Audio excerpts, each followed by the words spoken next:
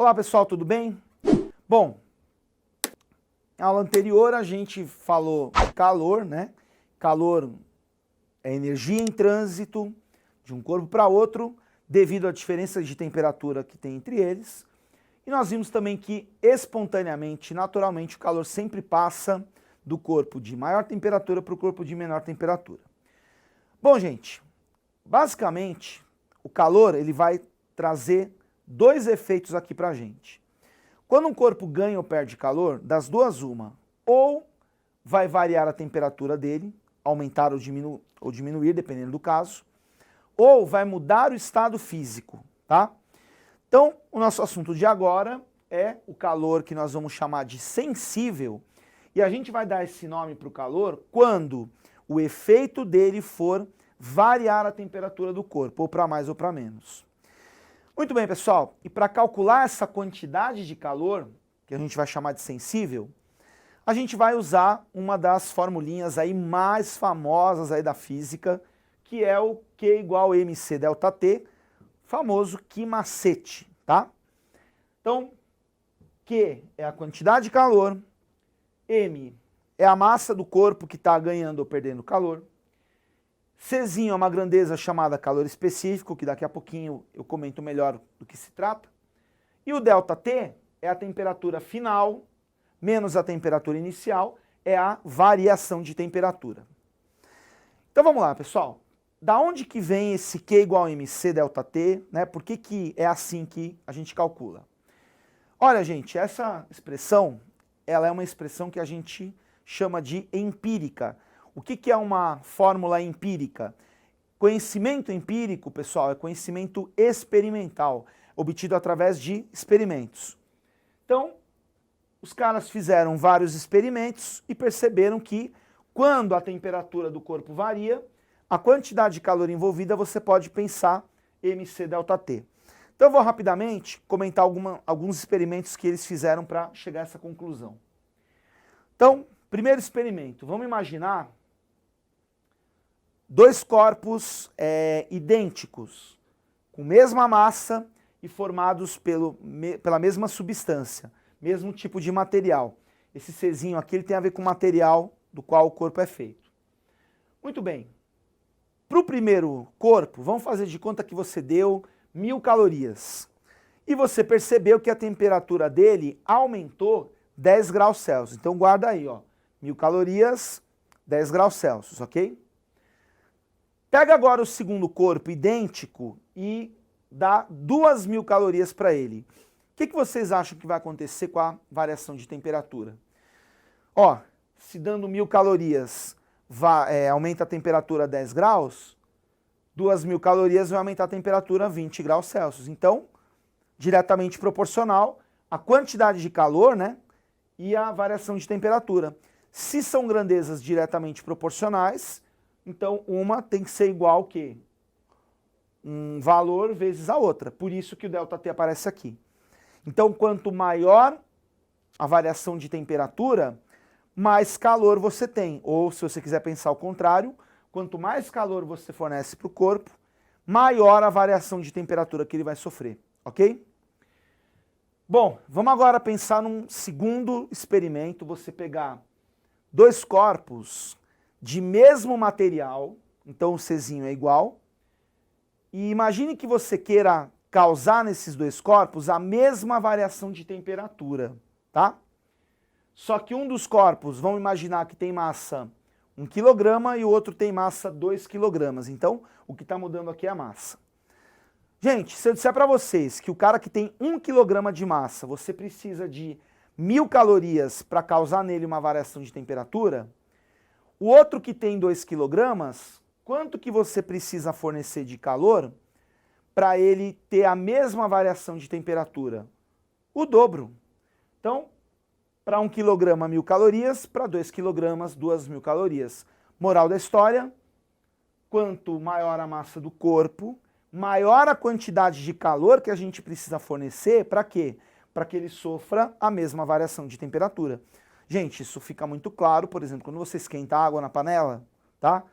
Quando você tem pouca água, você deixa o fogão ligado lá um tempinho, já esquenta rapidinho. Quando você tem uma quantidade maior de água, você precisa de mais calor, então o fogão vai ter que ficar aceso mais tempo, tá certo? E por fim, terceiro experimento, vamos imaginar dois corpos que têm mesma massa e você vai variar a temperatura dos dois de modo igual. Só que tem um detalhe, os corpos são feitos de materiais diferentes. Então, imagina, por exemplo, uma barra de 1 kg de ferro e uma barra de 1 kg de alumínio. Gente, se você quiser que essas barras variem o mesmo tanto de temperatura, você vai fornecer a mesma quantidade de calor? Não. Por quê? Porque os materiais são diferentes. Então, como os materiais são diferentes, as quantidades de calor envolvidas são diferentes. Então, a partir de experimentos como esses, montaram essa expressão, Q é igual a mc ΔT. Portanto, o calor ele depende da massa do corpo, depende do tipo de material que é feito o corpo, calor específico, tem a ver com a substância, com o material, e também depende da variação de temperatura, tá certo?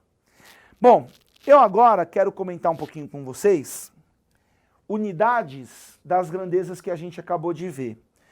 Eu coloquei aqui, pessoal, dois sistemas. O primeiro seria aí um sistema usual, que a gente usaria mais frequentemente. Só que para essa matéria, gente, o usual, ele não é o sistema oficial, né? Não é o sistema internacional. Então eu quero mostrar como que vão ficar as unidades para cada sistema aqui. Opa, caiu meu giz, cadê meu giz? Achei meu giz de volta, vamos lá. Quantidade de calor, gente, no sistema usual, a unidade que a gente trabalha aqui, qual que é? É a caloria. E a gente representa pelo cal, tá certo? Então calor, né, quantidade de calor, sistema usual, a gente calcula em caloria. No sistema internacional, você calcula em joule. Então, caloria para o usual, joule para o internacional. E eu não sei se você lembra, tem uma relação aqui. Uma caloria é aproximadamente aí 4 joules, 4,2 joules, 4,18 joules, depende do que ele resolver aproximar, mas 4 é uma boa aproximação, tá? Mas não se preocupe, porque isso daí, se você tiver que transformar, ele vai te dar no enunciado do problema. Vamos lá, a massa. No sistema usual, grama. Aliás, pessoal, cuidado, é o grama ou é a grama? Olha, aqui é o grama, porque a grama é aquela coisa verdinha, tá certo? E quando você pensa em unidade de massa, não é a grama, e sim o grama. Então, cuidado, a partir de hoje, quando você for no mercado, não peça mais 200 gramas de queijo, e sim 200 gramas de queijo, por favor, hein? Tô de olho em você. Ó, no sistema internacional, massa a gente calcula em quilograma. O K do quilograma é minúsculo, porque K maiúsculo para a gente já é o Kelvin. E a relação de quilograma para grama, 1 quilograma são 1000 gramas. Calor específico eu vou deixar por último. Temperatura, no sistema usual, a gente calcula em graus Celsius. No sistema internacional, você calcula em Kelvin. Só que, gente, aqui você não precisa esquentar a sua cabeça. Por quê? Porque a variação em graus Celsius é sempre igual à variação em Kelvin. Então, é só você trocar a unidade, mas não tem que fazer conta nenhuma. E, finalmente, pessoal, deixei por último aqui o calor específico. Como que a gente descobre a unidade do calor específico? O que você tem de um lado da sua equação, você tem do outro. Então, para eu descobrir a unidade do C, eu vou isolar esse Czinho. Vai ficar Q dividido por M vezes ΔT. E aí é só você ver a unidade que tem de um lado e ver a unidade que vai ficar do outro. Então, no sistema chamado usual, ó, Q dividido por M ΔT. Então, vai ficar o quê, pessoal? Caloria dividido por grama vezes graus Celsius. Cuidado aqui, ó. Legal você colocar um parênteses, porque senão dá a impressão que você está dividindo só por grama. Na verdade, você está dividindo pelo produto. E aí, para achar no sistema internacional, é só você passar para as unidades correspondentes Então você vai ter aqui, ó, joule por quilograma vezes Kelvin. Aí sim com letra maiúscula. Bom, pessoal, assistam próximas aulas que a gente vai discutir um pouquinho melhor o conceito de calor específico, junto com outra grandeza que é prima bem próxima do calor específico, que é a capacidade térmica. Por hoje, valeu, até a próxima.